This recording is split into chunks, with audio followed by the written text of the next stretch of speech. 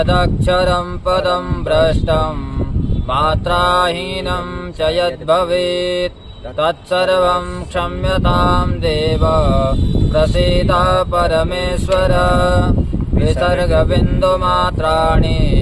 पदपादाक्षराणि च न्यूनानि चातिरिक्तानि क्षमस्व परमेश्वर। यन्मया श्रुतमधीतं तन्मे मनसि तिष्ठतु तिष्ठतु। ॐ पूर्णमदः पूर्णमिदं पूर्णात् पूर्णमुदच्यते पूर्णस्य पूर्णमादाय पूर्णमेवावशिष्यते। ॐ शान्तिः शान्तिः शान्तिः।